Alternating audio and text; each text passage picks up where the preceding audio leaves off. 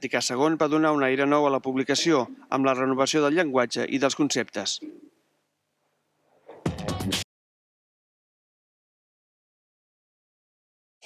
I la falta de pluges ha fet que 18 municipis catalans hagin demanat subvencions per pal·liar els problemes de subministrament d'aigua que pateixen a causa d'aquesta sequera. Entre aquests pobles hi ha Olòs del Lluçanès, que es va haver d'afegir a la llista de la sequera just la setmana passada després de veure que el petit embassament que garanteix l'aigua a la població està pràcticament buit. Ara l'aigua arriba a Olost en camió cisterna. Unes 10 vegades al dia, cisternes com aquesta, amb capacitat per a 21.000 litres, porten aigua als dipòsits municipals d'Olòs de Lluçanès.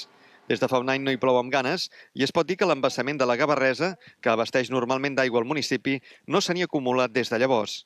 Hermenegildo Ríos, l'agutzil del poble, no recorda en els més de 25 anys que fa que ocupa aquest càrrec haver trepitjat el fons de l'embassament ni al pic de l'estiu. L'Ajuntament ja es planteja solucions a més llarg termini. Poder-nos afegir al projecte de portada d'aigües al Lluçanès que es diu, i per altra part una altra solució complementària, que és un embassament a una part superior de la Riera Gavarresa, a fi efecte de ser una reserva important. Per superar la situació, des de l'Ajuntament es confia en la predisposició del poble a estalviar el màxim d'aigua.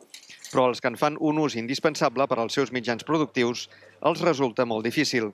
A la Fonda del Sala se'n fan molts usos. Durant el dia en gastes molta d'aigua. Si nosaltres tenim unes habitacions, has de rentar la roba de totes les habitacions, has de netejar les habitacions cada dia.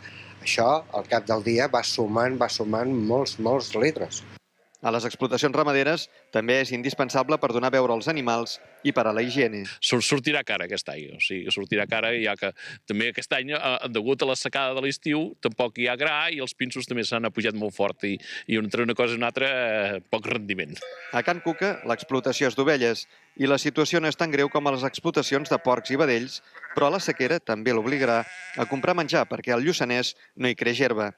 La falta de menjar i beure també provoca una situació estressant als animals.